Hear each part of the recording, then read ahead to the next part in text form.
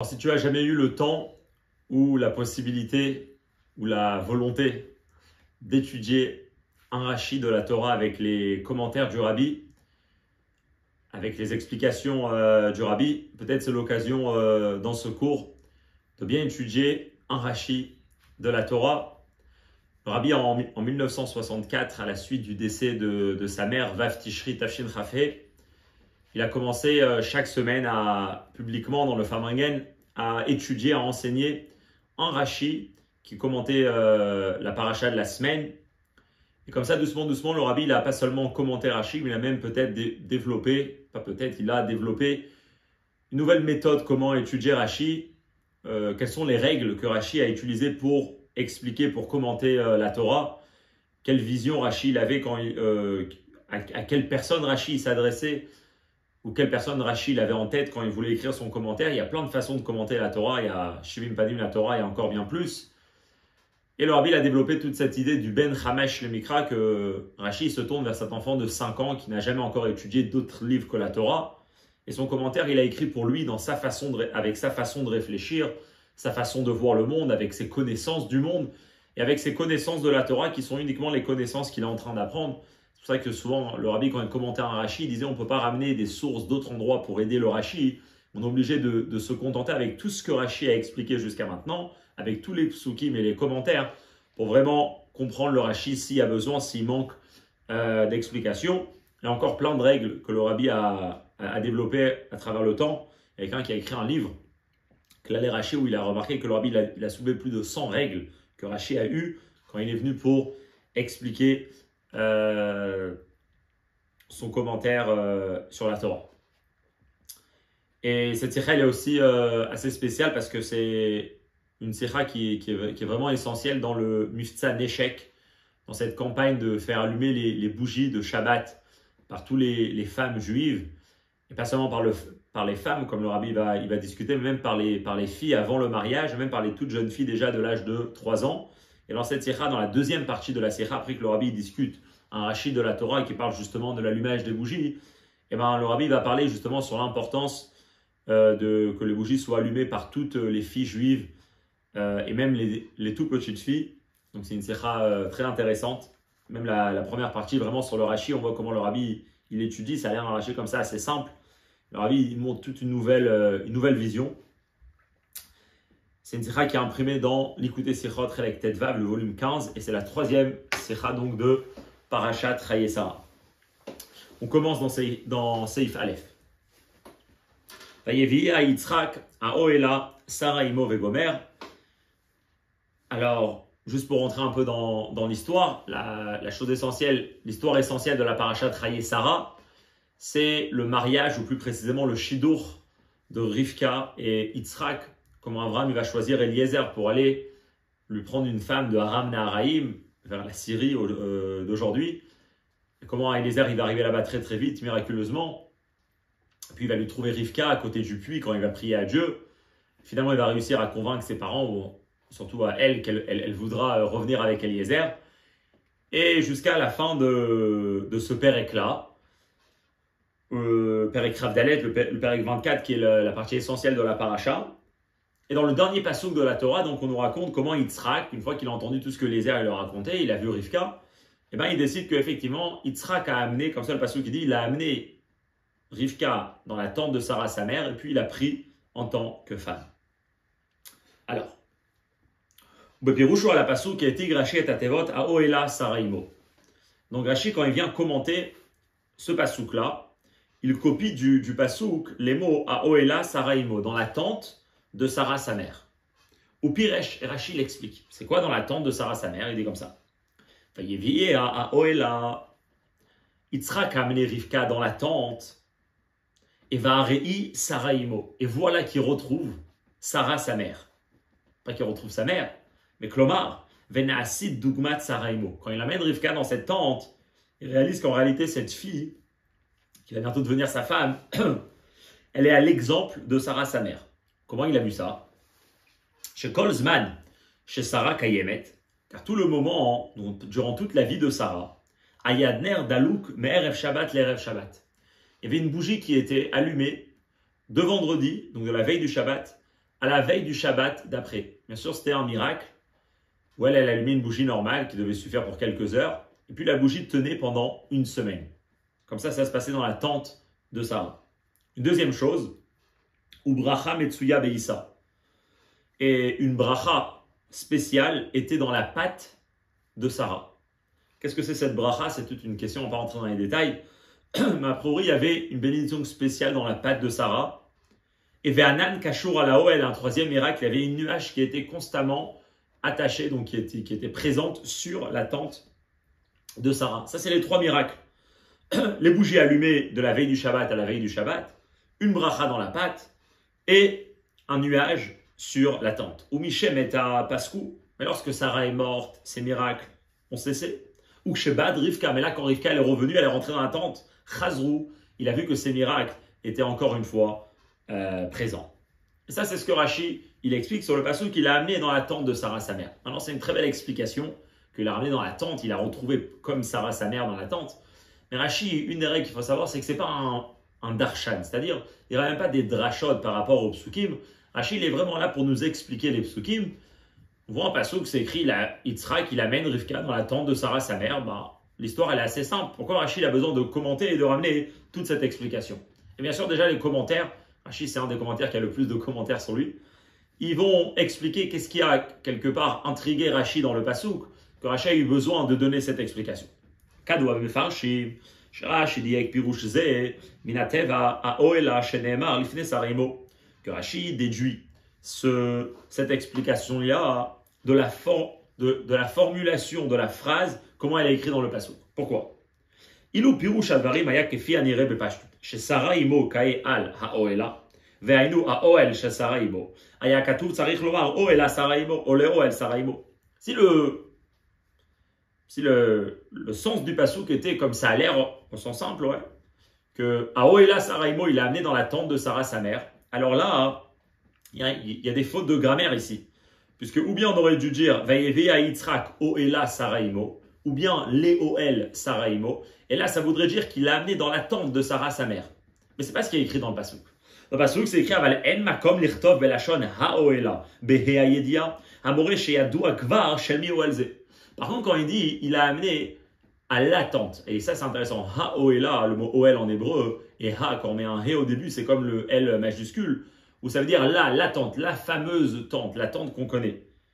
Donc ça veut dire qu'on parle déjà de la tente, qu'on sait déjà de quelle tente on parle. Donc, et ça c'est la question. D'un côté on dit Ve'avea Yitzhak haoela, dans l'attente, donc on est censé déjà savoir. Et après, c'est écrit Sarah, sa mère. Alors on sait de quelle tente on parle, mais on ne sait pas de quelle tente on parle. Et c'est pour ça que Rashi, effectivement, il va dire effectivement, il faut mettre un point. Et c'est pour ça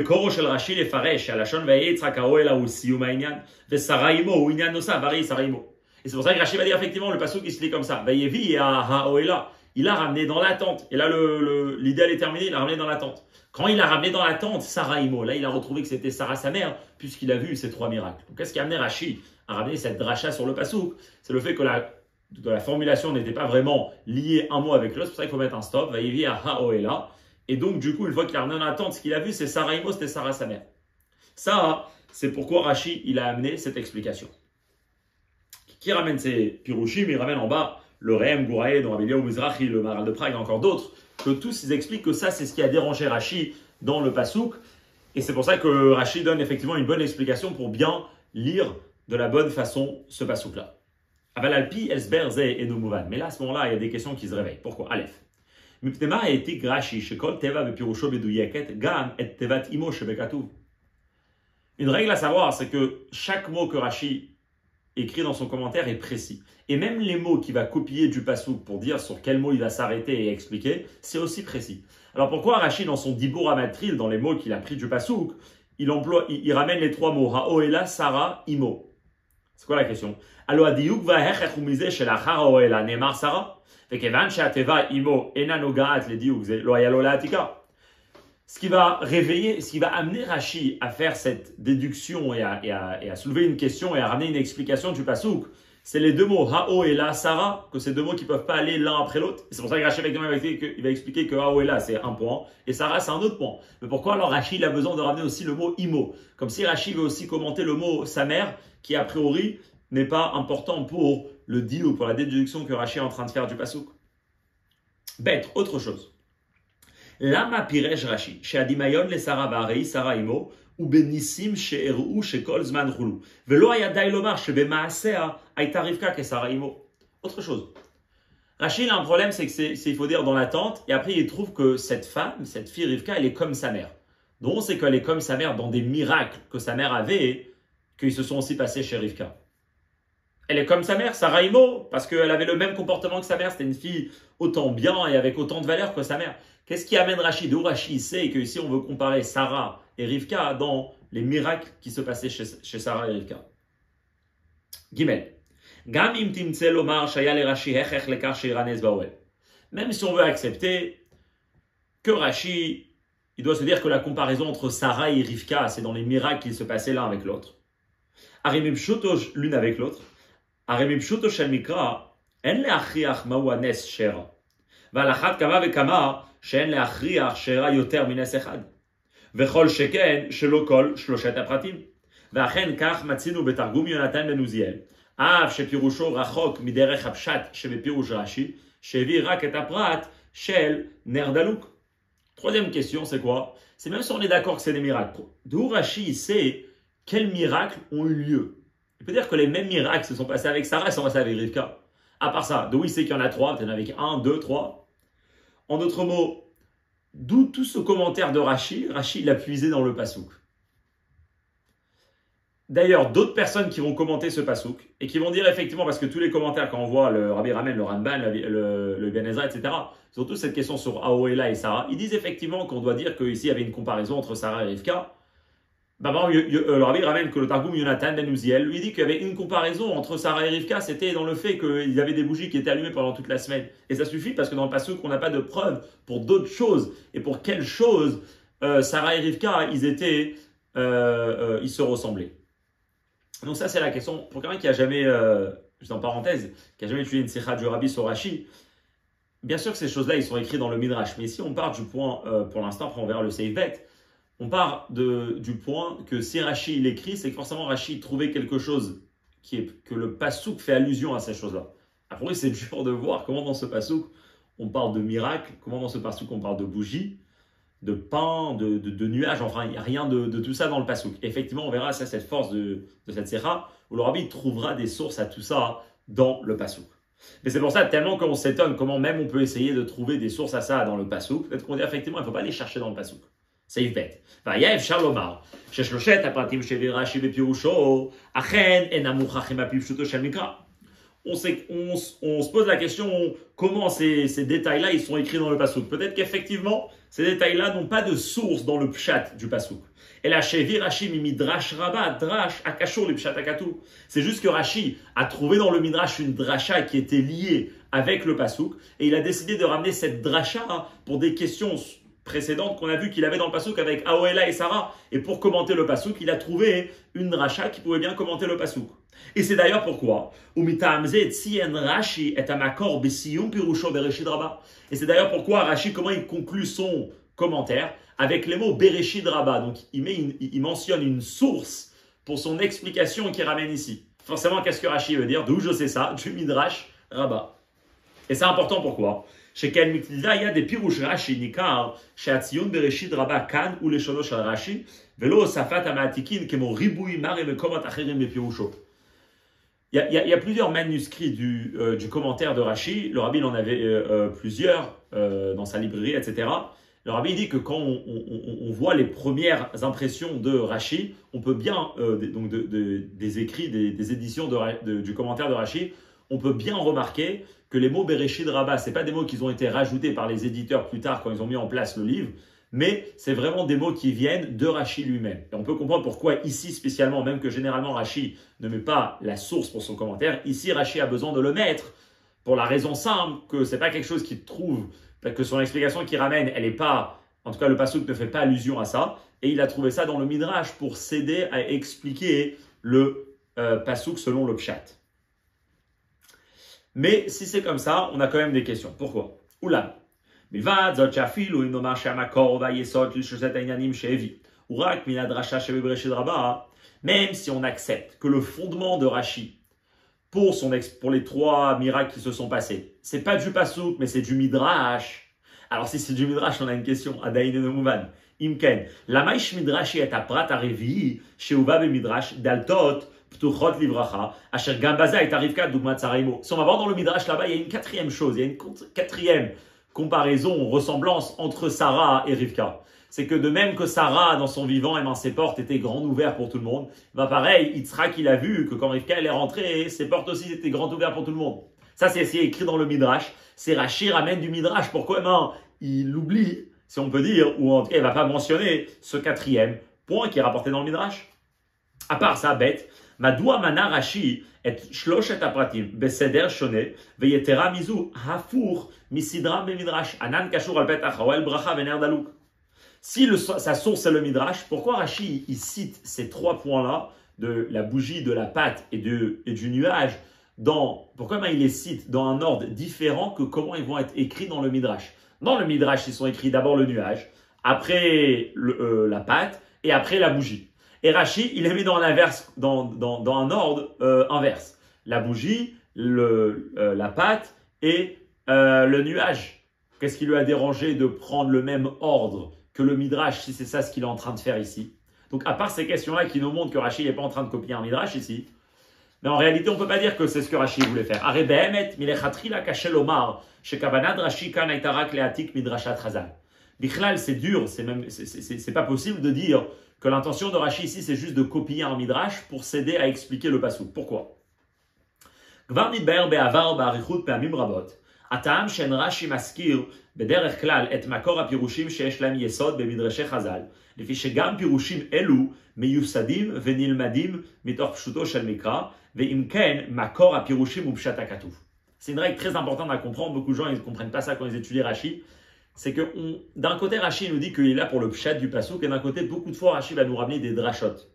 Alors, c'est pas ici dans cette sikha où il discute énormément, dans les sources en bas qui ramènent en 15, 16, 17, il y a dans d'autres sikhot le rabbi va discuter, mais un point que le rabbi ramène, c'est que à chaque fois que Rashi ramène des commentaires, bien sûr que Rashi il a vu ses commentaires dans le Midrash, mais le but de Rashi, quand il ramène même des Midrashim, c'est que Rashi il trouve que le pasuk lui-même est en train de parler de ces choses-là, même s'il les a vues dans le Midrash. En d'autres mots, la source de Rashi, c'est pas le Midrash, la source de Rashi, c'est le pasuk.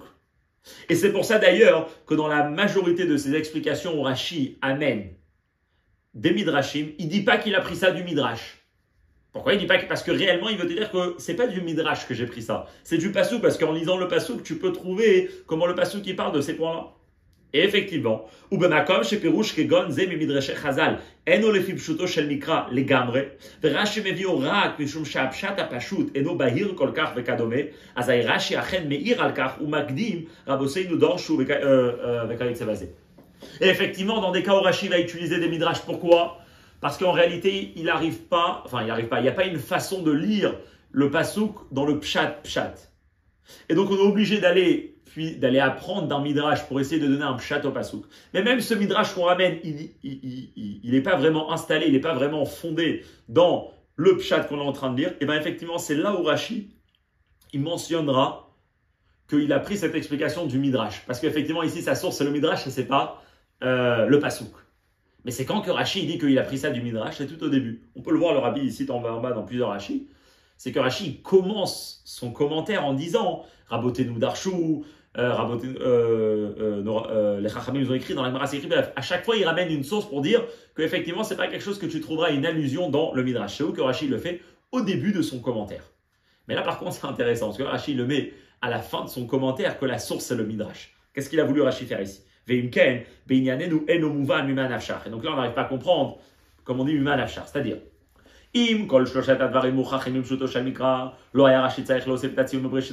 Si en effet les 3 choses que Rashi ramène dans la ressemblance de Sarah, de Rivka à Sarah, Rashi ils sont fondés sur le sens simple du pasuk, et on peut trouver comment le pasuk qui parle de ces choses-là. Alors Rashi n'aurait pas dû mentionner au Bereshit Rabbah.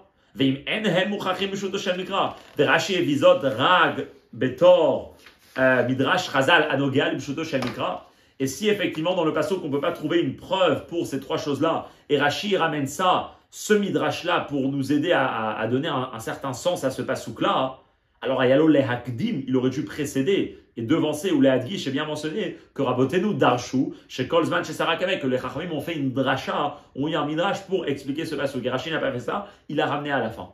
Et donc c'est sûr que Rashi, alors c'est sûr, d'un côté Rashi ici, il ne veut pas juste ramener un midrash sans trouver d'allusion au passage, parce que Rashi ne l'a pas mis au début, mais d'un autre côté, il l'a mis à la fin. Alors qu'est-ce que c'est ce Rashi? C'est intéressant, pour ne pas trop s'embrouiller.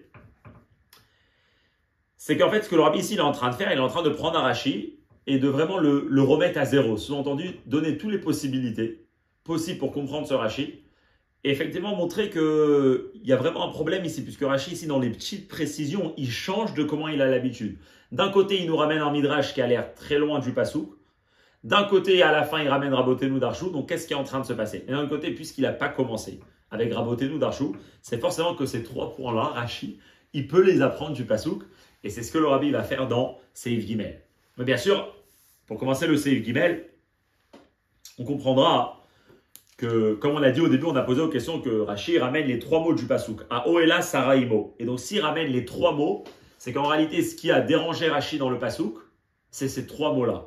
Pas comme l'explication qu'on a dit avant, que la formulation de la phrase entre Aoela et Sarah, c'est problématique. Parce qu'à ce moment-là, il ne fallait pas ramener une mot. Mais ces 3 mots-là, ils sont problématiques pour Rashi, puisqu'il a ramené les 3, comme on verra tout de suite. Verbio basé l'explication dans ça. Akoshi, Sheba Rashi le Yashev, ou Bechol Shalosh Atevot Shehetik, Aoela Saraimo. La difficulté que Rashi ici vient apaiser, vient répondre, c'est les 3 mots qui sont écrits dans le passage que Rashi a copiés, qui sont Aoela Saraimo. Shelechora Hen Meyutarot Kulan, car a priori ces 3 mots sont en plus, ils n'auraient pas dû être écrits. Pourquoi? Kavanat Akatuv Kan, il est saper Shekacher Igia Rivka, Im Eliezer, ותכף סיפר אליעזר ליצחק בעומדו עדיין בחוץ את כל הקורות איתו. אז הכניס יצחק את רבקה פנימה ולקחה לאישה. ואם כן, לא היה לה כתוב לומר אליו ויביאה יצחק אליו ויקח את רבקה ותהי לו לאישה. ומה מוסיף על כך הנאמר אוהלה שרה עמו? C'est quoi l'histoire ici dans le passage? Il y a Eliezer qui est avec Rivka, qui revient du chemin. Yitzhak, il est en dehors de chez lui, parce qu'il est parti prier. Et là, quand il est proche de chez lui, il y a Yitzhak, il y a Eliezer et Rivka qui arrivent. Et là, le pasouk juste avant, donc nous c'est le pasouk Samer Zain, c'est le pasouk Samer Vav, il y a le pasouk qui dit que le serviteur Eliezer, il raconte à Yitzhak tout ce qui s'est passé, il lui raconte tous les miracles et comment il a trouvé Rivka, etc. À la suite de ça, qu'il lui raconte ça, eh ben, Yitzhak fait rentrer Rivka à la maison et il se marie avec elle. Le mariage se passe à la maison, bien sûr. Ben, si c'est comme ça, le pasouk qu'il aurait dû dire Vayeviye à Yitzhak Elav, ou même Elav l'aurait dit peut-être ça en plus. Yitzhak, il l'a amené, il l'a fait rentrer. Et il a pris Rivka en tant que femme. Pourquoi le pasouk il a besoin de dire que Yitzhak, à la suite de ça, qu'il entend tout ce qui se passe avec Rivka, ben, il l'amène dans la tente de Sarah, sa mère, et il se marie avec elle. Pourquoi il a besoin de dire qu'il l'a ramené dans la tente de Sarah, sa mère? Il l'a ramené chez lui, il l'a ramené même pas chez lui. Comme le rabbi dit, on aurait pu dire, puisqu'il dit va teilo, il n'y a pas besoin de gérer l'âme. Et ça, en fait, c'est la question que Rashi a. Ha'oela saraimo, qu'est-ce que ces mots-là font dans le pasouk? Ou mizemouvan, mais puisque le pasouk, il les a écrits, avant de me parler du mariage, mizemouvan, sha'oela saraimo balehosif, davarma, anogea lesiyum amase. Vayikach et Rivka, va teilo leisha. Nous devons dire que ces 3 mots-là vont me rajouter et vont m'apprendre sur la suite des mots qui sont écrits après. Juste après, on parle et il prit Rivka et il prit Rivka en tant que femme. Ces mots-là, c'est ce qui vont nous apprendre pourquoi Yitzhak a décidé de prendre Rivka en tant que femme. À travers ces mots-là, le passage qu'il est en train de nous apprendre est à Ta'am ve'asiba, la raison, la cause. Chez Evi ou Yitzhak lakachat et Rivka, qu'ils ont emmené ces raisons, qu'ils ont convaincu Yitzhak à prendre Rivka, va'asher kodem lachem, parce qu'avant ça, lo haya zedavar muchlat etzlo. Parce qu'avant ça, le mariage, le choix de se marier avec Rivka n'était pas une décision qui était absolue. C'est un fiançailles, c'est une décision, c'est une décision de se marier, c'est un shidur qui est en train de se passer. Il y a plein de choses à prendre en compte. Jusqu'à maintenant, Yitzhak, il entend, il voit tout ce qui est en train de se passer, mais il n'est pas encore sûr qu'il a envie de se marier avec elle. Quand le pasuk nous dit va y Yitzhak haoela saraimo, et là il se marie, forcément que haoela saraimo, c'est ce qui va valider, c'est ce qui va rendre la décision de Yitzhak sûre et certaine qu'il veut se marier avec elle. Ok. Maintenant, comment Aoela Saraimo vous m'apprendre quelque chose sur la décision et qu'est-ce que ça va me changer dans la décision de Yitzhak? Là, le rabbi continue, dit Klomar. אף על פי שאליעזר סיפר ליצחק את האופן הניסי והמופלא של כל השתלשלות הדברים. בדיוק על פי הסימנים שקבע, גילה לו ניסים שנעשו לו שקפצה לו הארץ ושנזדמנה לו רבקה בתפילתו. ואליעזר ראה בכל זה ראיה שאותה הוכחת על עבדך ליצחק, אנו שרבקה מתאימה במעלותיה להיות אשת יצחק. Jusqu'à maintenant, c'est quoi l'histoire? Eliezer, il raconte à Yitzhak comment l'histoire de la rencontre de Rivka s'est passée, cette histoire vraiment miraculeuse qui s'est passée. Comment le jour où il est parti de Hebron, le même jour, la terre lui a sauté, c'est-à-dire la terre elle a été rétrécie et très vite, Kfitzat Aderech, Eliezer il est arrivé à l'endroit où il devait arriver chez la famille que Abraham il avait envoyée. Et dès qu'il commence à prier, avant même qu'il termine de prier, il y a Rivka qui est là. Et dès qu'il fait le signe, est-ce que pour lui, il veut savoir, est-ce que elle fait Gmilut Rasadim? Est-ce que elle aide les gens? Il a mis le signe, est-ce que me demander de boire seulement à moi ou aussi au chameau? Et c'est ce qui est en train de se passer. Quand Eliezer, il raconte tout ça, et ça, c'est le passouk Samervav. Ah, Yitzhak, il est en train de dire, regarde, ça, c'est ta femme. Quand tu as des signes comme ça qui sont tellement clairs, où on te montre que vraiment ta femme, elle est faite pour toi, ou je vais pour chercher une femme, et c'est exactement la femme qu'il te faut, il n'y a plus de questions. Mais quand même. Mais kol makom, adayin lo haya Yitzhak batuach legamre. Yitzhak n'était pas encore sûr de quoi? Chez Yachen Doma le Mishparto. Est-ce qu'effectivement cette fille ressemble à sa propre famille, à la famille de Yitzhak? Ou plus précisément, Leimo Sarah, à sa mère Sarah, Betzitkut, dans sa droiture, dans ses valeurs, dans ses vertus. Comment ça se fait qu'Abraham il a décidé d'envoyer Eliezer tellement loin pour aller lui chercher une femme? Pourquoi il n'a pas pris une femme de l'endroit où il habitait en terre de Canaan? Abraham il a dit à Eliezer, parce que moi j'ai envie d'une femme qui vient de notre famille, parce que notre famille elle a quelque chose de spécial. C'est de là-bas qu'il a pris Sarah, Abraham il vient lui-même de là-bas, donc il voulait prendre Rivka de sa famille. Yitzhak il entend tout ce que Eliezer il est en train de le raconter, il n'est pas encore sûr, il a encore un doute. C'est quand que son doute il a été résolu et c'est quand qu'il est sûr de son choix qu'il veut faire, Adasher Vayeviye à Gomer Aoela Saraimo, lorsqu'il a fait rentrer dans la tente de Sarah sa mère. Ça c'est comment Rachid lit le passouk. Alors quand on lit le passouk comme ça, alors on apprend une histoire, on apprend que dans l'histoire, le serviteur il essaye de montrer à Yitzhak comme quoi c'est lui sa femme. Yitzhak il a besoin de quelque chose pour être encore plus sûr, donc forcément que ces trois mots vont encore plus certifier la raison pourquoi Yitzhak voudra se marier avec cette femme, pourquoi cette femme elle est effectivement faite pour lui. Alors qu'est-ce qu'il fait? Comment Rachid doit réfléchir, enfin comment on doit réfléchir en lisant le passouk? בחר שהחלטת יצחק באה כאשר ויביאה יצחק האוהלה וגומר. איך לומר שבאותה שעה ראה ניסים ונפלאות גדולים יותר מקודמיהם. Et puisque ce qui a rendu Yitzhak sûr, c'est le fait qu'il a ramené dans cette tente, on est obligé de dire qu'à ce moment-là, quand il a ramené dans la tente Sarah sa mère, il a vu des miracles et des preuves et des signes qui sont encore plus grands que tout ce qu'il a entendu avant. Parce que tout ce qu'il a entendu avant, ça ne lui a pas suffi pour être sûr.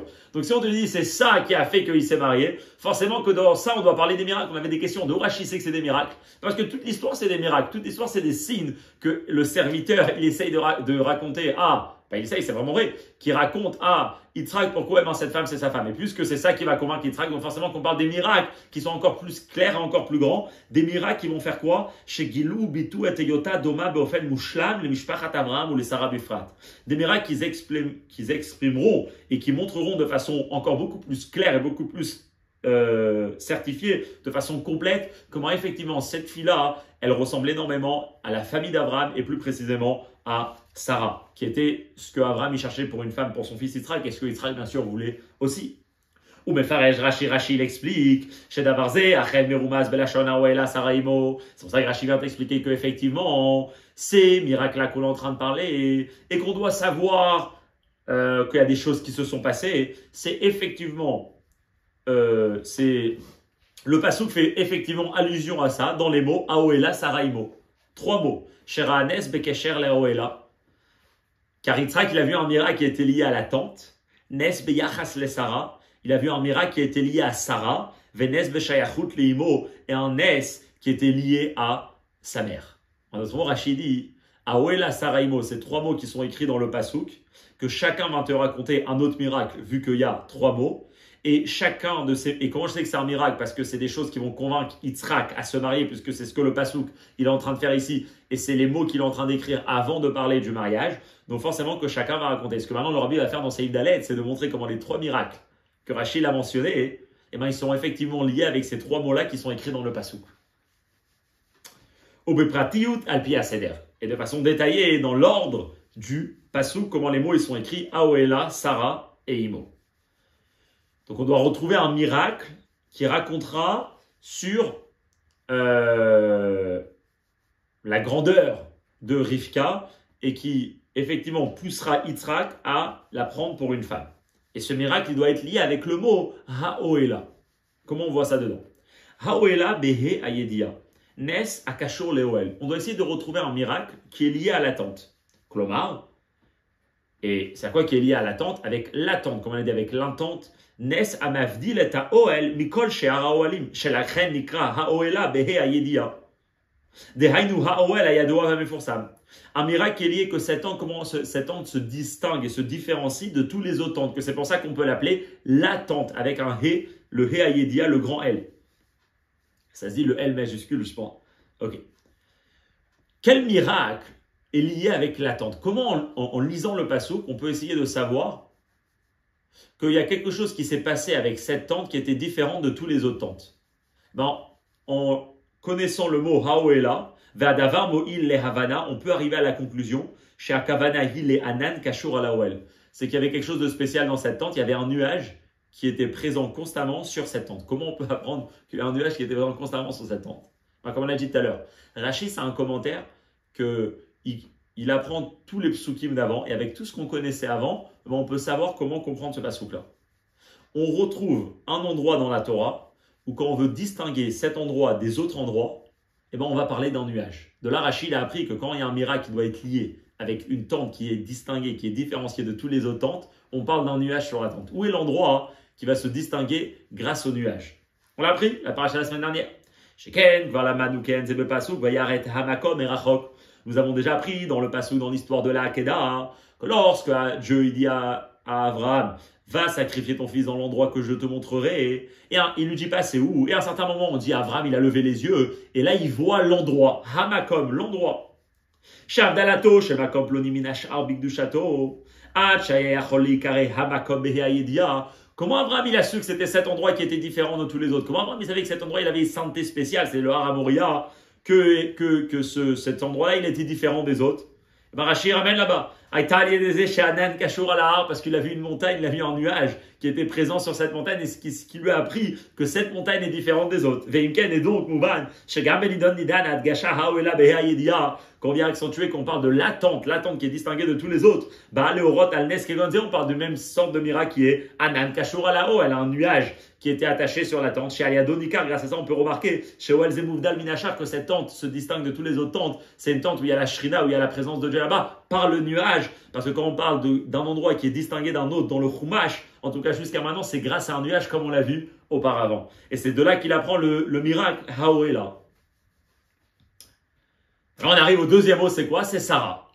Un miracle, Nes, Bedavar, Sheshlo, Shayachut, Meyuchedet, le Sarah. Un miracle qui est lié précisément avec Sarah. La question, elle est, encore une fois, comme on l'a fait maintenant, il faut voir toute la Torah qu'on a étudiée jusqu'à maintenant. Viens, on voit où Sarah va se distinguer où on va parler d'elle spécialement, pour essayer de trouver qu'est-ce qu'elle a de spécial, que comme ça, quand on parle d'un miracle qui est lié avec Sarah, c'est un miracle qui est lié avec cette chose-là. Et on peut le voir. Et ça, c'était aussi dans la paracha de la semaine dernière. Amouvan mitor mashelaman nukvar le el be paracha de Vaïra, de ce qu'on a appris déjà dans la paracha de Vaïra, tout au début dans le Rishon. C'est quoi l'histoire? Kacher, baou amalachim keochim l'Abraham, itasek batzmo bachanad ba'agashad amachalim avuram. Dans l'histoire des anges, c'est le 3e jour de la Mila d'Abraham. Abraham, il voit 3 anges qui viennent chez lui. Et Abraham lui-même se préoccupe et s'investit énormément pour préparer et pour servir, pour préparer la nourriture et pour servir la nourriture à ses invités. Oula, mais cependant, on raconte dans le passage qu'une chose, Abraham, c'est pas lui qui a fait. Pas comme tout le reste. Abraham s'est précipité. Aoela el Sarah, à la tente, vers Sarah. Vayomer, et il lui dit, Marie, dépêche-toi, prends du solette, prends de la fleur de farine, donc de la bonne farine, louchi, pétrila, va si ou gote et fais des gâteaux. Et là, c'est intéressant. Zot omeret. Shebli habet al godel ishaduto shel Abraham avinu lekayemet mitzvah achnasat haochim. On est en train de voir qu'Abraham, il s'investit énormément pour cette mitzvah-là de achnasat haochim. Atcheratz beatzmo. Jusqu'à que la Torah, elle raconte qu'Abraham, il courait. Alors qu'il faut se rappeler, la mota tsar agadol chez Saval beotolium. Malgré la grande souffrance qu'il avait ce jour-là, qu'il était à le 3e jour de la Brit Mila, une personne de 100 ans, il fait la Brit Mila, lui-même il est en train de courir la ville Ifnehem Ben Bakar pour leur amener un veau, pour leur amener de la viande. Inet Lishat Vachanat Aïssa, mais quand ça vient pour pétrir, le pétrissage et la préparation de la pâte, au tir les Gabre Bide Sarah. Ça, il a complètement laissé dans les mains de Sarah. Et pourquoi? Parce qu'en effet, on peut remarquer de ce pasouk-là que la pâte, que le pain est lié avec Sarah. Et c'est intéressant, il y a une question intéressante. Dans la note 26, c'est écrit qu'il y a une chose aussi qu'il a donné à une autre personne de faire. C'est écrit qu'il a pris le veau et il a donné Vaïten el Anar. Ou l'Aïr, juste on lit la note 26, qui est très intéressant. Chez Benogea, les Ben Abakar, chez Neymar, Vaïten el Anar, Pirej Rachel Echantro, Zeishmael Echantro, Bemitzvot, Machenken, Bekatouv, Aoela, El Sarah, Bayom, Marie Gomer, le Pirej Rachel Klou. Quand on voit qu'effectivement il va donner quelque chose à quelqu'un de faire, Rachi soulève, il dit comment ça se fait qu'il a donné à un jeune homme de faire, c'est Ishmaël. Il lui a donné à lui de préparer le veau. Et Rachi dit oui, parce que ici Abraham il avait une intention spéciale, c'était pour l'éduquer dans les mitzvot, pour l'engager aussi dans Achnasat Ochim. Sous-entendu, Abraham il est en train de tout faire. Pourquoi il donne ça au jeune homme? Et Rachid a besoin de dire. Pourtant, quand ça arrive au fait que le pain, c'est pas lui qui a fait, c'est la femme qui a fait, c'est sa femme Sarah, Rachid dit rien du tout. Parce qu'effectivement, le pain, il est lié avec Sarah, c'est ce qu'on est en train de voir ici. Une autre note qui est intéressante, c'est pas parce que les hommes ils font pas du pain, c'est raconté, il dit dans la note 27, Achelot, ta femme, Atzot, Beatzmo. Quand les anges après cette histoire, ils vont aller chez Lot, et ben c'est Lot qui va faire le pain, pas sa femme. Donc on voit que Lot il a fait aussi du pain, mais pourtant dans cette histoire-là, Sarah est liée avec le pain dans le sens simple du pasouk. Ou mais donc machash le pasouk didan irmaz nes miyuchad, shera bedvarma kashur les Sarah bimiyuchad. Puisque dans notre pasouk on doit retrouver un miracle qui est lié spécialement avec Sarah. Mouvan shayazeh beshayachut leisa bracha metsuya beisa. On comprend bien que c'était un miracle qui était lié avec la pâte, comme on dit, une bracha spéciale était dans la pâte de Sarah. Qu'on a dit, il y a des discussions, est-ce qu'il y avait une fraîcheur spéciale, c'est toute une discussion. Peut-être il y a une mara dans ma Sechet Sota d'Af Memchet, que là-bas ils discutent de ça. Donc on a le miracle de Haoela, que comment on distingue un endroit d'un autre par sa sainteté à travers un nuage comme on l'a vu avant. Un miracle qui est lié avec Sarah, on voit que Sarah, elle est liée spécialement à ça, même quand dans l'idée, Abraham il aurait pu le faire, maintenant il a laissé à Sarah parce que Sarah est liée au pain. Et après on arrive à une troisième chose, c'est écrit dans le pasouk, Imo sa mère, la tante de Sarah sa mère. C'est quoi sa mère? Alors il dit comme ça. Av ben chamesh le mikra, yodea ou mafrin, al av she'adainu la madzot, she'adlakat aner be'erev shabbat, inyan yotse minaklal, pardon, ayashayach ledashim bichlal ou bifrat leimo. Comme on a dit au début, Rachid a écrit son commentaire dans une logique d'un enfant de 5 ans. Un enfant de 5 ans, même s'il n'a pas encore appris les halachot, mais il vit déjà une vie juive. Et dans sa tête, alors il remarque quelque chose de très intéressant, que l'allumage des bougies de la veille du Shabbat, c'est quelque chose de spécial qui est lié spécialement aux femmes et spécialement à sa mère. Il voit l'allumage des bougies, tous les autres mitzvot, tout le monde fait. Dès que ça arrive aux bougies, c'est ça, tout le monde fait, c'est beaucoup le père, en tout cas, ou d'autres personnes. Mais dès que ça arrive aux bougies, non, c'est la mère qui fait les bougies. Et donc, quand on apprend à un enfant, quand un enfant il apprend sur un miracle qui doit être lié avec sa mère, qu'est-ce qui lui vient dans la tête? Mais il comprend le lien qu'il y a avec l'allumage des bougies. Il voit sa mère, sa propre mère qui est en train de le faire chaque Shabbat. C'est intéressant. En parenthèse, j'avais tué cette sikha il y a 1 an ou 2. J'avais fait l'essai avec des petits-enfants et on leur a demandé, des petits-enfants 5, 6, 7 ans, quels sont les mitzvot de la mère ou qu'est-ce qu'une mère elle a spécialement lié avec quelque chose. Et l'idée qui est venue, c'était effectivement les bougies de Shabbat. Donc c'est à essayer une expérience. Et donc on voit ici que les 3 points, comment ils sont allusionnés. Alors ici on peut se poser la question,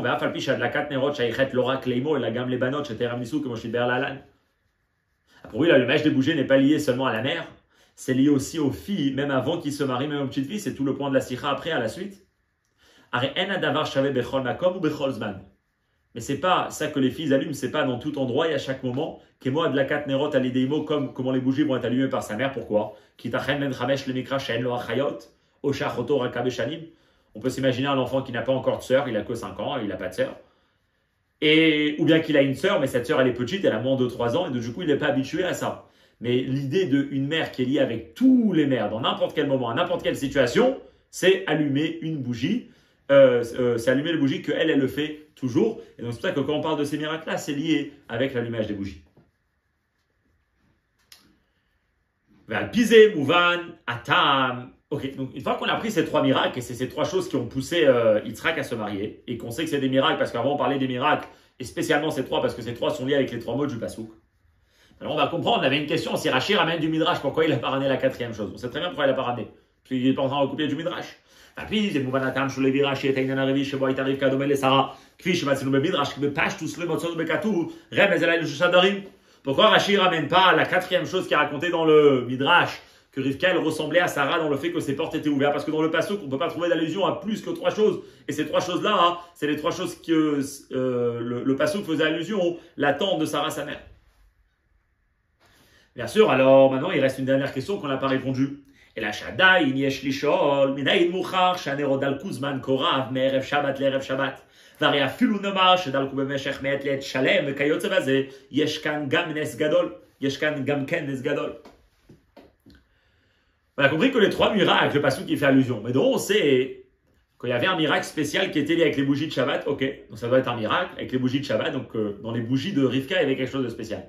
Donc on sait que ça durait une semaine. Même si ça durait un jour, c'était déjà un grand miracle. Une bougie qui doit rester allumée pour quelques heures et quel jour 24 heures, c'est déjà quelque chose. Et effectivement, il ramène en bas qu'il y a des opinions qui pensent que la bougie elle est allumée que pendant 24 heures. D'où Rashi sait qu'il y a un miracle, ça on sait, parce que ça doit être un miracle lié avec l'allumage des bougies qui est la mer, qui est quelque chose qui appartient à la mer.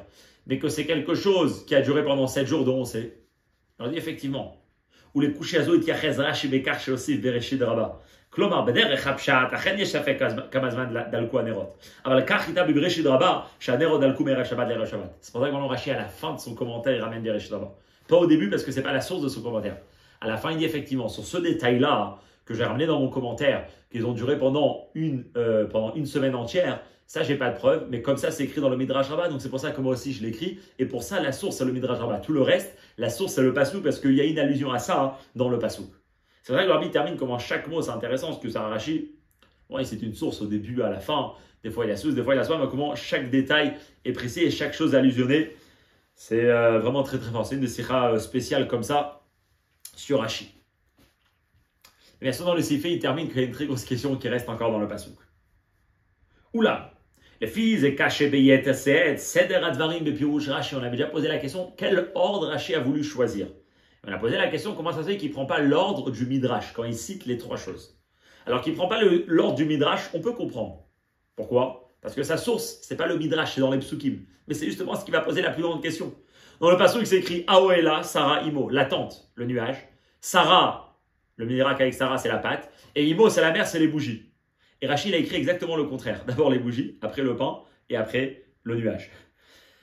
Ok. Ner daluk be'erev Shabbat erev Shabbat, bracha metzuya be'isa, vanan kashur ala oel, asher lo zu bilvad shu lehepech misidra b'midrash. Pas seulement c'est le contraire du midrash, ça on peut comprendre. Parce que c'est pas ça vraiment la source de Rashi. Et là, gam lehepech misidra armazim bekatu. Mais c'est le contraire de l'ordre, comment il va être, comment le pasuk va faire allusion. Kefishinin berlet, comment on a expliqué que Aoela c'est anan kashur, Sarah c'est bracha metzuya be'isa, Imo c'est ner daluk. Rashi prend pas l'ordre de Rashi, il met exactement le contraire. Alors on peut peut-être répondre que Rashi ici, il n'a pas suivi l'ordre du Passouk parce qu'il a suivi un autre ordre. ואין לתרץ שהסדר בפירוש רש"י הוא בהתאם לסדר שבו אירעו 3 הדברים אצל רבקה. כי אפילו אם נפרש שביאתה איתה בערב שבת לפני חשיכה, ולכל לראש הדליק הנר, הרי פשיטא שהנס נר דלוק מערב שבת לערב שבת נראה רק לאחר ראיית הענן קשור חולו. Peut-être on peut dire que Rashi suit l'ordre, comment les choses se sont passées devant Yitzhak. Yitzhak, il a ramené Rivka à la maison. Rivka, en premièrement, elle a allumé les bougies. Après, elle a fait du pain, et etc. Et après, il y a eu le nuage. Il dit, c'est sûr que c'est pas bon. Parce que même si elle est arrivée un vendredi après-midi, c'est un vendredi toute cette histoire. Et donc, la première chose qu'elle a fait, c'est qu'elle a allumé une bougie. Mais c'est quand qu'on a remarqué le miracle, qu'elle avait quelque chose de spécial avec son allumage de bougie, qu'elle ressemblait à Sarah. C'était la semaine d'après, quand on a vu que ça a duré une semaine. Or, le nuage, il l'avait bien vu avant. Donc, Rachid n'est pas en train de suivre l'ordre, comment les choses se sont passées. ואם כן donc, היה לו לרש"י לפתוח בדומה לסדר שבכתוב במדרש, ענן קשור על האוהל הנס הראשון שרמי שנחזה רבקה לאוהל, ולאחר מכן ברכה מצויה בעיסה, שהוא נש שנראה תכף התעסקותה בעיסה, ורק לאחר מכן הנש שנראה דלוק מהרשבה לרשבה שנראה בשלמותו, רק רשב הבא. Donc Rashi a priori aurait dû prendre l'ordre, comment il est écrit dans le passouk. Tout d'abord, l'ordre du nuage, puisque c'est comme ça que le passouk qui parle d'abord de Haoela. Et d'ailleurs, quand il est rentré dans la tente, il a vu le nuage. Après, pendant la semaine, ou n'importe quand, elle a fait à manger. Et après, quand ça a duré une semaine, là, il a vu que les bougies, ils ont tenu pendant une semaine. Pourquoi Rashi n'a pas pris l'ordre du passouk? Mais à bio-basé, ça aussi c'est précis. Parce que c'est lié avec, et ça Rashi c'est intéressant, Rashi ici te dit que le passouk il a un certain esprit ici, il a une idée. Le passouk ici vient nous raconter les choses qui ont convaincu Yitzhak pour effectivement décider que elle c'est la femme qui lui est adaptée. Alors l'ordre, comment Rashi va citer ces trois choses-là, c'est selon un ordre qu'est-ce qui a le plus poussé Yitzhak à choisir Rivka dans ces trois choses-là. Les trois, ils étaient importants, parce que les trois, il a vu que c'était une femme spéciale. Mais dans les trois, quelle était la première chose qui a le plus convaincu Yitzhak, la deuxième et la troisième? Et ça, c'est l'ordre que Rashi a choisi. Vabi au basé. Puisque Oela Sarimo, c'est ce qui a amené Yitzhak à choisir Rivka en tant que femme. Ce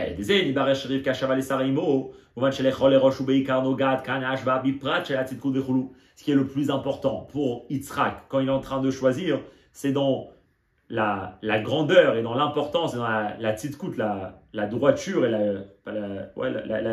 la grandeur, la valeur de Rivka, comment elle ressemble à Sarah. ולכן הביא רש"י תחילה את הנש, שנר דלוק מערב שבת לערב שבת. דהיינו נש שנעשה במצווה שקיימה, שבו מתבטאת ומתגלה המעלה שבה הצדקות שלה בקיום המצווה. C'est pour ça qu'il dit, premièrement, il a vu que elle, quand elle allumait les bougies, il y avait quelque chose de spécial. Une bougie, que elle allume, c'est son action à elle, et c'est une mitzvah. Il voit que elle, ses mitzvot, ils sont spéciales. Alors là, il voit qu'il a affaire vraiment avec une personne qu'il peut beaucoup apprendre sur elle, parce que ces mitzvot, ce n'est pas des mitzvot comme n'importe qui, c'est des mitzvot comme Sarah, sa mère. La Harmiken, après, Ba'anes, Bracha Metsuya Beisa, Akashur Af ou les Peulot Shela, et la Shelo Beyachas le mitzvah Kekodmo. Après, ce qu'il voit, c'est que pas seulement, que c'est vrai dans des mitzvot, il a vu, ça c'est le plus fort. Après, il voit que aussi dans la vie, même quand elle ne fait pas des mitzvot, faire un pain, c'est pas une mitzvah, faire un pain pour manger. Et bien même dans ça, elle a des qualités. Et donc ça, c'est ce qui va le pousser aussi à faire. Mais pour lui, le plus important, c'est de voir dans sa grandeur au niveau des mitzvot. C'est un bel enseignement pour le Shidour, en parenthèse, parce que tout ça, de là, on peut apprendre beaucoup de choses. Quelles sont les choses importantes à aller voir par rapport, quand une personne il vient pour choisir sa femme. Il dit, premièrement, ce qu'il voyait, c'est comment aller au niveau de Saïra Shamaim, au niveau de ses mitzvot, il y avait quelque chose de spécial. Il faut voir que même dans son comportement, il y avait quelque chose de spécial. Après,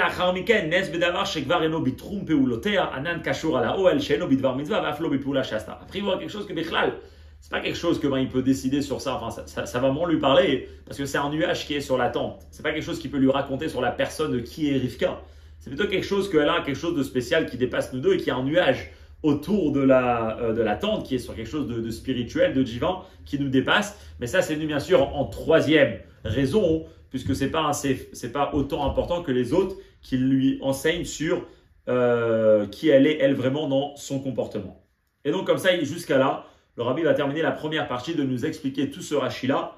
Donc, juste pour résumer, on avait une question de où Rashi, il apprend toutes ces choses-là qu'il ramène dans le Passouk. Est-ce qu'il peut pas apprendre ça dans Midrash? Il leur avait expliqué comme quoi de l'esprit, enfin du contenu, du contexte dans lequel on est en train de raconter, on est en train de parler des choses qui vont convaincre Yitzhak à se marier. Il y a trois mots qui sont rapportés, trois mots qui nous apprennent trois miracles, et trois signes indicatifs pour Yitzhak. Et comment l'ordre que Rashi a choisi de citer ces trois choses-là, c'était pour sur l'importance de ces choses, quelle influence ils ont eu sur Yitzhak pour faire son choix. Et là, maintenant, à partir de ces vaves, le Rabbi va rentrer dans une autre idée de qu'est-ce qu'on peut tirer comme idée de tout ce qu'on vient de parler maintenant. Mais il y a mouflaim shebepirouj rachizé, des choses mouflaim splendides qu'on peut apprendre de ce Rashi-là. Ce qu'on a appris dans ce Rashi, c'est que Yitzhak, il a besoin de se marier. Il voit une femme, et là, il attend. Il attend de voir trois choses. Enfin, il a attendu de voir trois choses. Qu'elle a allumé ses bougies et que ces bougies, il a vu qu'ils ont duré pendant une semaine. et il a vu qu'elle avait une bracha spéciale dans son pain et qu'il y avait un nuage. Et c'est une fois qu'il a vu ces choses-là hein, qu'il s'est marié avec elle. Qu'est-ce qu'on voit de là? Après, ce qu'on vient de dire, que ce qui a poussé Yitzhak à prendre Rivka, c'est une fois qu'il a vu qu'elle avait une bougie qui tenait pendant une semaine entière. Alors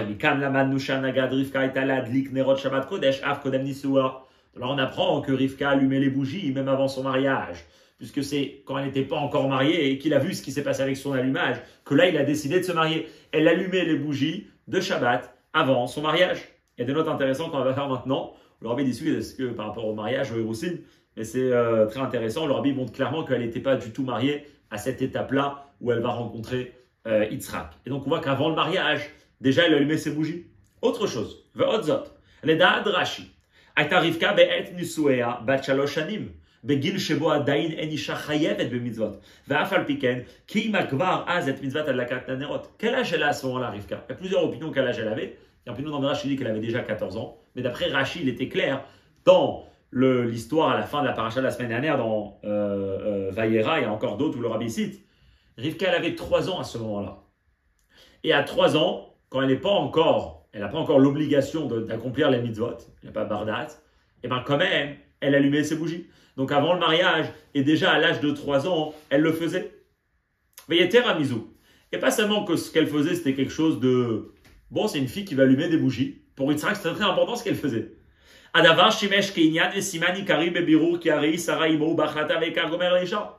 Pour Yitzhak, c'était quelque chose de très important, puisque c'est dans cette action, et à travers que ça a duré pendant une semaine, que chez Yitzhak, c'était un signe qu'effectivement, on parle ici d'une femme qui ressemble à sa mère, et une femme qui est apte pour se marier avec Yitzhak. ובפרט שבמקרה דנן אין זאת שלולא הדלקת הנר על ידה לא היה דולק נר שבת בבית זה. שהרי קיים אברהם אבינו את כל התורה כולה, ואפילו מצוות דרבנן, כמובן גם בפירוש רש"י. והדין הוא שאם אין האישה מדליקה נר בערב שבת, מאיזה טעם שיהיה מדליק הבעל. ואם כן, צריך לומר שמאז שנפטרה שרה, הדליק אברהם ויצחק נר בכל ערב שבת. En particulier, que quoi? C'est quoi ici l'histoire? L'histoire, elle est qu'ils viennent dans la tente de Abraham et de Yitzhak. La halakha, elle est que c'est la femme qui allume les bougies de Shabbat. Mais qu'est-ce qui se passe si la femme ne peut pas allumer les bougies de Shabbat? À ce moment-là, c'est le mari qui allume. Maintenant, Abraham Avinu lui-même, il accomplissait tous les mitzvot. Pas seulement les mitzvot de la Torah, même les mitzvot des Rabbanan, comme c'est écrit plus tard dans Parashat Toldot, dans un Rashi. Donc cette mitzvah d'allumer les bougies de Shabbat, Abraham aussi, il la faisait. Une fois que Sarah... elle a quitté ce monde. Alors, a priori, Abraham, chaque vendredi, avant Shabbat, il allumait les bougies. Alors, il dit aussi Yitzhak. Pas sûr, peut-être qu'ils habitaient dans un endroit différent, donc chacun a allumé ses bougies. Mais en tout cas, Abraham, c'est sûr qu'il allumait les bougies. Erev Shabbat. Ok. Et pourtant, l'eau, enfin, on va prouver, je suis en train de dire, peut-être que maintenant il dit Yitzhak, parce que fait, dans la tente, Yitzhak aussi, si en cas il était dans une tente, il allumait les bougies. Et dans la tente que Sarah, que Rivka, elle va rentrer, il y avait déjà des bougies allumées.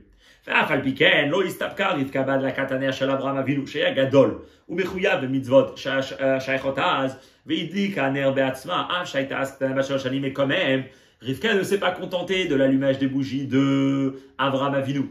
Que Abraham Avinu, lorsque c'est un vendredi et que lui c'est un gadol, il a l'obligation d'allumer les bougies. Donc c'est sur lui qu'il y a le devoir d'allumer plus que toute autre femme qui n'est pas sa femme ou qui n'est pas mariée.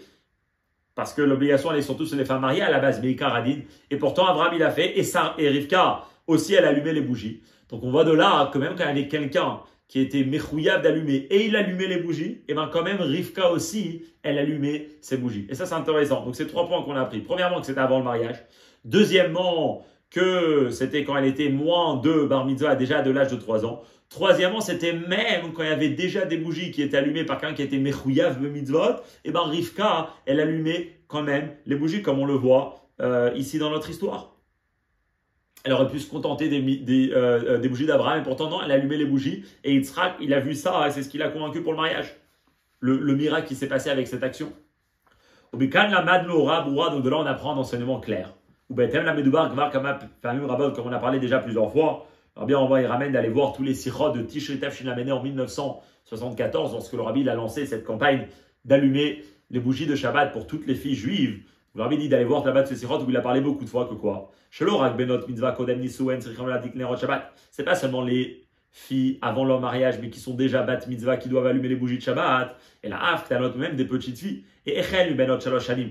Déjà à l'âge de 3 ans, chez Adaïn, la mechuyavot b'mitzvot, lorsqu'ils sont pas encore l'obligation des mitzvot, imehen.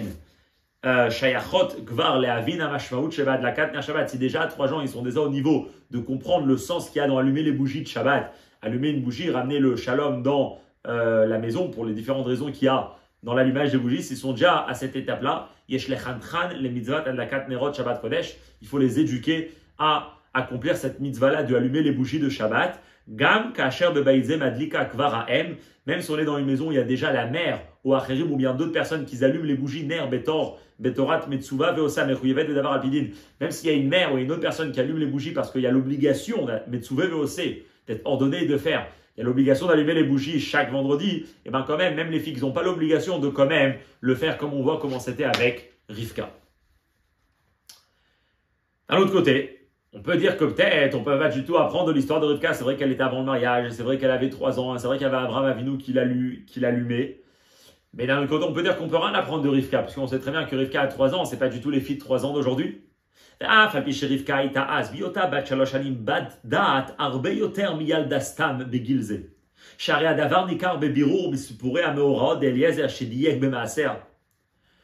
pas 3 ans comme une fille de 3 ans elle a aujourd'hui. Dans sa tête, elle était batate, elle avait une conscience, elle avait une connaissance qui était beaucoup plus mature que ça.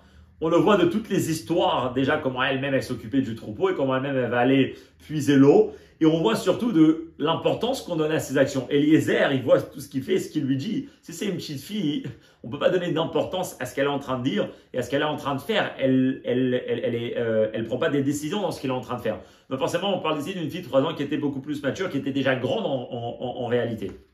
D'ailleurs, la raison que cette fille, quand elle est venue pour le mariage, eh ben on lui a demandé qu'est-ce qu'elle pense. Peut-être une fille à 3 ans, qu'est-ce qu'elle sait déjà? Si on lui demandait, c'est forcément qu'elle avait déjà le choix de choisir. Et bien sûr, on peut s'imaginer que tout a été fait, bien sûr, avec Midata Baskamata. Pas seulement ça. Du fait que dans la Torah, c'est écrit quand on demande aux parents est-ce qu'ils veulent donner leur fille, et les airs demandent à Bethuel et à Lavan est-ce qu'ils veulent donner leur fille. Et après, ils disent Nikra la Nahara, Vedishala et Pira, qu'on appelle la jeune fille et qu'on demande qu'est-ce qu'elle veut. Et de là, on apprend qu'effectivement, une femme ne peut se marier uniquement par sa propre volonté. On peut pas, un mariage forcé n'a aucune valeur d'après la Torah. Donc, on apprend de cette histoire-là qu'elle-même, elle était petite. Donc, du coup, on comprend bien que c'est vrai qu'elle était petite dans l'âge, mais elle était grande dans sa personne. C'est vrai, le rabbi dit. Plus que concrètement, elle avait 3 ans, beaucoup de temps avant l'âge de Bat Mitzvah. Ayadina al-Pitora Kiktana. Selon la Torah, il n'y a aucun changement, il n'y a aucune différence. Si on est très mature, on n'est pas mature. On a l'obligation d'accomplir la mitzvah à l'âge de 12 ans pour une fille. Avant ça, il n'y a aucune obligation, indépendamment du niveau de maturité de la fille. Donc même si elle était effectivement dans un niveau très, de maturité adulte, si on peut dire, et bien quand même au niveau de la halakha, elle avait le même statut que toute autre fille. Et pourtant, elle a fait. Donc de cette histoire, on peut apprendre un très bel enseignement, comment chaque fille juive, déjà de l'âge de 3 ans, elle peut allumer les bougies. Donc ça, c'est le point qu'on apprend d'ici. Maintenant, dans Seif Zayin, il dit comme ça. Une fois qu'on a appris qu'il y a un inyan de le faire, maintenant, venons, on va voir la force qu'il y a dans quand une fille, elle allume ces bougies-là. Une autre chose merveilleuse qu'on peut trouver dans cette histoire-là de Rivka. Ka'amour, comme on a dit, c'est sûr qu'Abraham Avinu allumait les bougies chaque Erev Shabbat. Abraham Avinu, il accomplissait tous les mitzvot de la Torah et des Rabbanan. Et pourtant,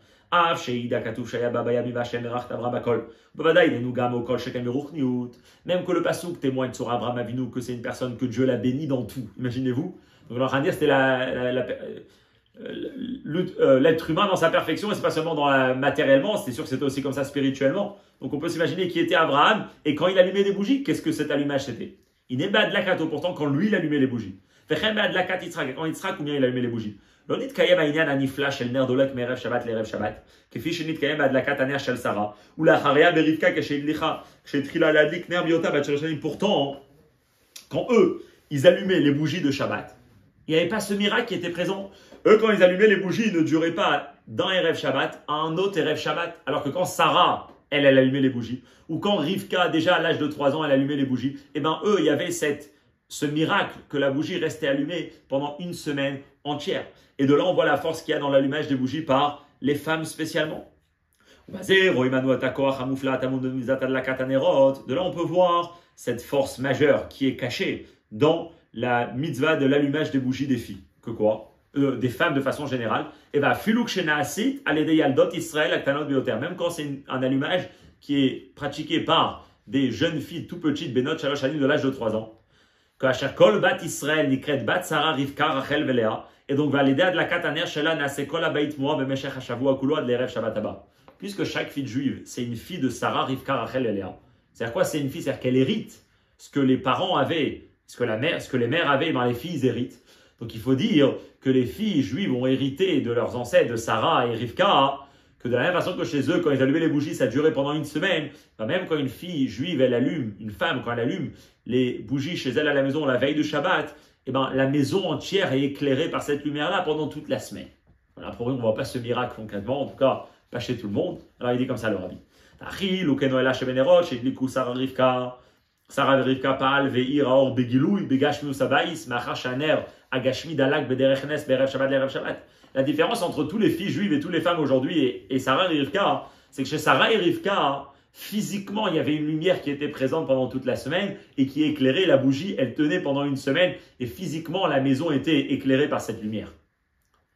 Mais lorsqu'on va dans la profondeur des choses, lorsqu'on va dans l'impact spirituel, positif qui a de cet allumage des bougies dans l'ambiance, dans la maison, dans l'atmosphère de la maison, alors cet impact, il est présent dans toutes les filles juives qui allument des bougies. C'est vrai qu'on ne peut pas voir cette lumière, la bougie elle s'éteint au bout de quelques heures en fonction de la bougie qu'on a mis, mais quand même.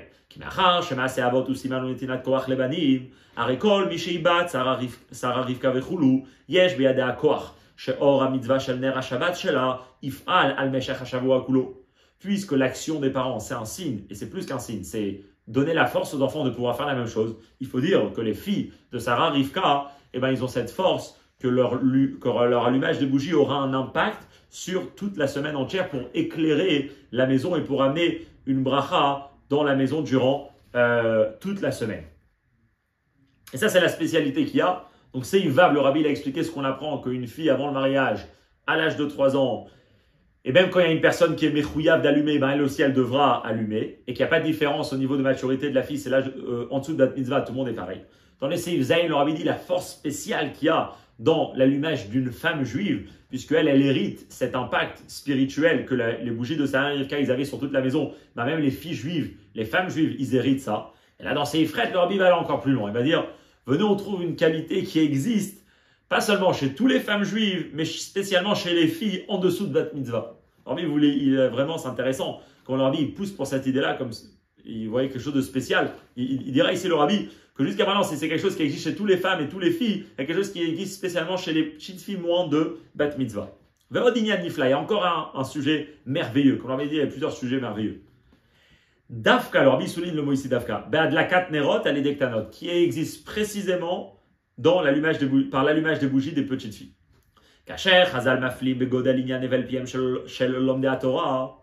Lorsque nos chachamim vont nous raconter sur la grandeur de la force qu'il y a de ceux qui étudient la Torah. Étudier la Torah, ça amène énormément de choses dans le monde. Et là-bas, la Gemara, elle dit comme ça, que le monde tient sur l'étude de ceux qui étudient la Torah.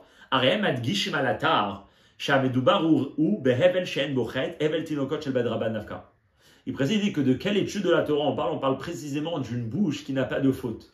C'est quoi? C'est la bouche des enfants purs, innocents, qui ont grandi avec cette santé, avec cette neshama, que eux, leur bouche n'a pas de faute. Et donc, quand ils étudient la Torah, facilement leur bouche, c'est-à-dire leur personne, ils sont uniquement dans la Gdusha, et ben l'impact, il est beaucoup plus fort. Mais ici, là-bas, la Gemara, elle parle par rapport à de l'étude, on peut dire que c'est la même chose. On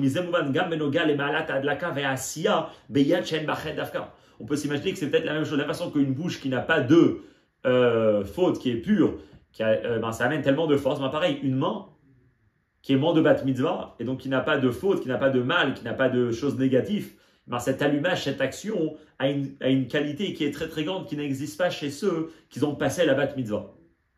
Ou les haïr, maintenant Rabbi dit ça c'est une grande chose. Pourquoi? Chez Alpiz et Tzarich Yud, qui nimtza she'amal ha'amur ha'yeshna bechol mitzvot v'yanim shosim ktanim uktanot mitzad chinuch, velo ishtamid bisfarim biurbazé. Rabbi ici il vient de faire un grand trait en chinush. Il dit selon ça, alors c'est comme ça on devra à chaque fois parler de la qualité des mitzvot qui sont pratiqués par les enfants. Alors Rabbi dit on ne trouve pas dans les livres qu'on discute de ça. Basé sur ça que le Rabbi veut dire que de la même façon que dans la Gemara on nous parle de l'étude des enfants, qui viennent d'une bouche qui n'a pas eu de faute. Alors, dire c'est la même chose d'une action pour parler des jeunes filles. Moi, de Baptisa qui allume les bougies. Alors, il dit, si vraiment en fait on veut faire cette comparaison avec quelque chose de très grand qui sort, qu'il faut beaucoup parler de la qualité spéciale qui existe dans une mitzvah pratiquée par un enfant. Or, on ne trouve pas dans les livres qu'on parle de ça. On parle de l'étude des enfants, de la bouche des enfants. Souvent, c'était rapporté, ou cette mara-là, mais on ne trouve pas qu'on parle spécialement des mitzvot. Mais on dit, effectivement, il n'y aura pas de. Dans l'idée, il n'y a pas de différence. Et c'est aussi quelque chose qui existe dans les mitzvot des enfants. Ok. Safe tête, le Rabbi maintenant il va dire, ok, on a vu ce qu'il y a de spécial, mais pourquoi? Pourquoi il est très intéressant? Pourquoi spécialement chez les femmes juives, donc chez Sarah et Rivka, et chez toutes les filles juives tout au long de l'histoire, il y a cette force-là de pouvoir éclairer la maison avec l'allumage des bougies? Pourquoi quand un homme, Abraham et tout le reste des hommes, quand ils vont allumer les bougies, eh ben, il n'y aura pas cette qualité-là? Où est l'égalité? On rigole. C'est ce qu'il va dire ici, c'est très intéressant parce que c'est un sif il va discuter des sujets essentiels, l'homme, la femme, leur rôle, leur mission, leur nature. Donc c'est un sujet qui demande énormément de réflexion, qui est très intéressant. Mais on va le lire et donner une petite idée, mais effectivement il demande à beaucoup réfléchir, vu qu'aujourd'hui dans notre monde, beaucoup on est amené à ces questions-là. Et ici il donne un peu une idée comme ça intéressante. Atam, quelle est la raison chez Dafka Nerotem, chez Sarah et Rivka, Vechengam Nerot Kol Benotem, Kol Nishebenot Israël, Bchol Adorot, Dalkou Berev Shabbat, l'Erev Shabbat, Vachengen Anerot chez Abraham ou Bnei Israël Bichlal. Quelle est la raison que spécialement les bougies de Sarah et Rivka et de tous les filles au long de l'histoire, ils ont cette force-là de pouvoir éclairer la maison tout au long de la semaine, et les hommes, quand ils allument, quand ça marche, et quand la bougie elle s'éteint, il n'y a plus d'impact. Pourquoi spécialement chez les femmes? Yuvan Nabi Mamar Chazal, on pourra comprendre ça selon ce que le sage nous explique. Bechiluk shebena ish la isha. Et une Gemara, encore une fois, comme on l'a dit tout à l'heure, c'est des sujets très longs, mais il y a une Gemara qui va nous parler de la différence des hommes et des femmes. Il y a plein de Gemara très intéressantes là-bas dans Masechet Yevamot qui discutent énormément l'homme, la femme, leur rôle dans le couple et chacun individuellement. Et une des phrases là-bas qui s'est rapportée, c'est la chose suivante. Sheinian o shel haish ou shemevichitim, va'inu rak shemachnisam el habayit, ou belachta shel haisha ha'ezer kenegdo, il a afoch et achitim le ma'achal haraoui l'adam. Après, il dit une phrase comme ça, et comme chaque phrase du Midrash, on dit souvent, c'est plein d'idées très très profondes à réfléchir. Le Rambam il dit que tous les secrets de la vie que les philosophes ils cherchent pendant des années et des années, et les scientifiques, ils sont cachés dans les Midrashim. Que le rôle d'un homme, c'est d'aller chercher le blé dehors, de le ramener à la maison. Et ici se termine le rôle de l'homme. Et après, l'homme qui vient, la femme qui vient pour aider l'homme dans ce qu'il a fait, alors elle, elle va prendre ce blé-là, qui était à la base pas possible d'être mangé, de nourrir quelqu'un. Et elle vient le transformer et l'adapter, le travailler pour qu'il soit apte à être mangé par un homme, le rendre une farine et plus tard faire une pâte, et comme on l'a dit spécialement avec Sarah, et comme ça, manger le blé. Donc, cette Gemara, elle est très intéressante. Elle dit que le rôle de l'homme, c'est d'aller prendre certaines choses, de les ramener à la maison, et après, le rôle de la femme, c'est de travailler avec ce que l'homme il a ramené. Alors, David, j'ai comme ça. Klomar. Akadosh Baruch Hu kava et teva haolam beofen sheish darko lirbosh lirchosh lo dvarim min haolam shebechutz ulachnisam el beto shelo. Dieu a fixé la nature du monde, comme c'est écrit au début de la paracha, avec Kivshua, il faut conquérir le monde. Et là-bas, c'est écrit que l'homme, c'est sa nature de conquérir. Qu'est-ce que ça veut dire conquérir? D'aller à l'encontre de quelque chose. L'homme, c'est la force de l'innovation. L'homme, c'est la force d'aller prendre quelque chose de dehors qui n'existe pas et de le ramener à la maison. Par contre, la femme. Fondé sur le Teilim, basé sur le Teilim qui dit que la gloire d'une fille, d'une princesse, c'est Pnima, c'est à l'intérieur. Alors, Aretafkida, qui a Keret Abayit, son rôle maintenant à la femme en tant que fondement de la maison, pilier de la maison, c'est Pnima, c'est Betor Abayit, c'est à l'intérieur de la maison. C'est de faire quoi? C'est les Taken ou les Shanot et Advarim Sheuru Mibachutz. C'est de prendre, d'arranger et d'améliorer et de faire évoluer toutes les choses qui ont été amenées de la rue de dehors. Vela Sotam Rouim la Adam et de les rendre aptes à l'homme. et de le rendre apte pas seulement à l'homme, l'être humain, mais de le rendre apte à Dieu. L'idée, elle est très longue, mais l'idée, c'est de dire que l'homme, il a cette capacité de ramener des choses, et la femme, elle a cette capacité de travailler les choses que l'homme les a, mais qui sont de pas encore aptes à être utilisées, à être travaillées, à être discutées, à être pratiquées. Et la femme, avec sa force de pnima de l'intérieur, réussir à travailler tout ça pour les rendre aptes, pour rendre quelque chose qui est au niveau de l'homme, et plus que ça, au niveau de Dieu. Donc le travail de la femme, c'est spécialement à l'intérieur de la maison. Ou les fichach, il dit comme ça le rabbi.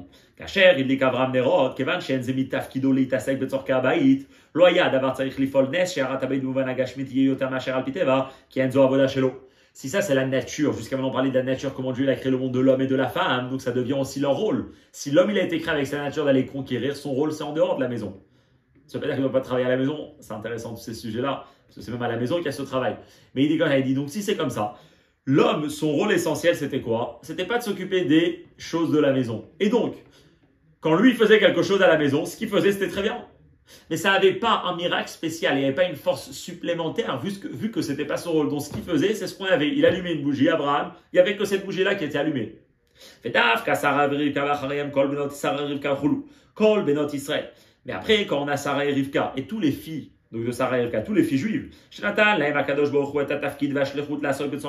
que Dieu leur a donné le rôle et la mission de s'occuper de tout ce que la maison a besoin.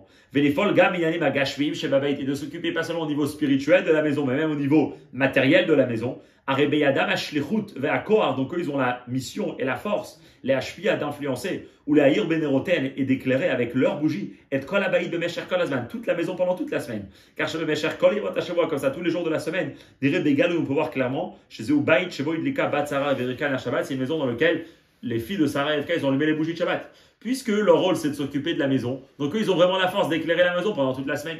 Par contre le mari, c'est pas son rôle, ce qu'il va faire ça va être reçu, mais plus que ça il n'y aura pas. Une femme quand elle va faire vraiment son rôle, donc elle a la force de pouvoir vraiment réussir à le faire, donc avoir cette influence pendant toute la semaine.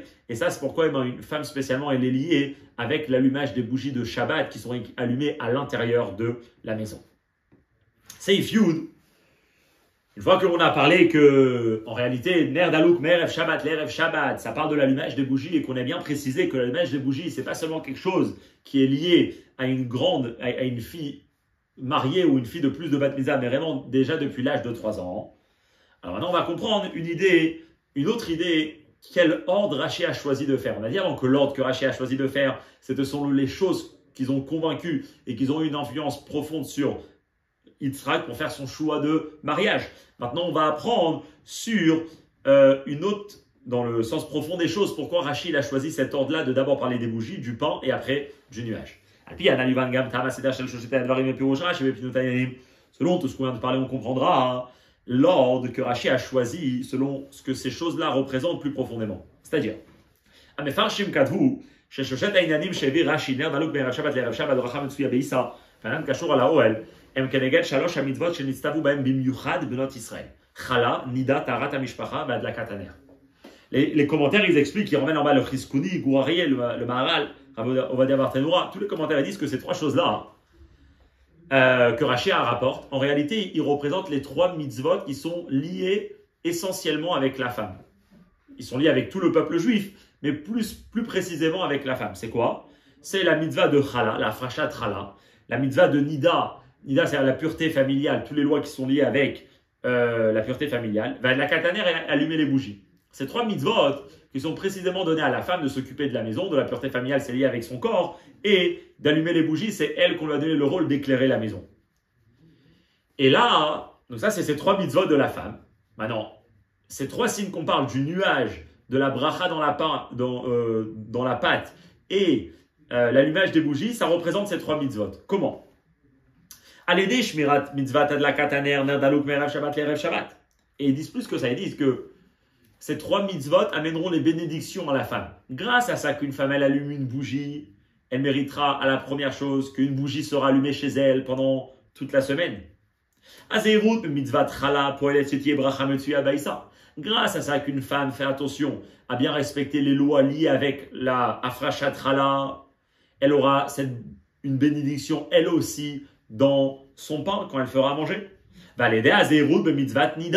Et grâce à ça qu'une femme respectera la mitzvah de Nida. Zocha Abayit, alors la maison entière méritera les Anan Kashur à la Oel, à un nuage, c'est-à-dire à Tahara Mevia et Anan Ashrina. Cette pureté familiale amènera la présence de Dieu dans la maison. Le nuage représente la Shrina comme il ramène en bas. Et donc il dit qu'à travers ces 3 mitzvot que la femme respecte, elle méritera ces 3 miracles, à ces 3 bénédictions. À avoir la lumière chez elle à la maison, à avoir de la réussite dans ses recettes, dans la cuisine, et à avoir une pureté, une sainteté qui sera présente dans la maison, chez elle à la maison.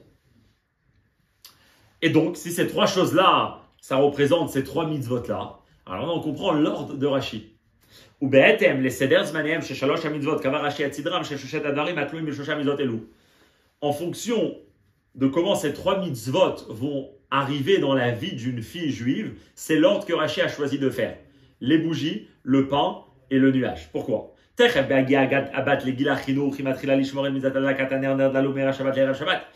que la fille arrive à l'âge du chinour, ou bien même avant, comme on a dit, parce que peut-être c'est 3 ans, et il dit 3 ans avant, et ben elle commence à garder les bougies de Shabbat. Donc c'est pour ça qu'on parle d'abord des bougies de Shabbat. Après, plus tard, la fille, elle grandit 3, 4, 5 ans. La chaz, ba'an, kesheigad, là, quand elle a grandi, ou batrila, la sob, avodat, tabaït, elle aide sa mère dans les travaux de la maison, dans les occupations de la maison. Azayo, seket, gam, beisa, bracha, metsuya, beisa.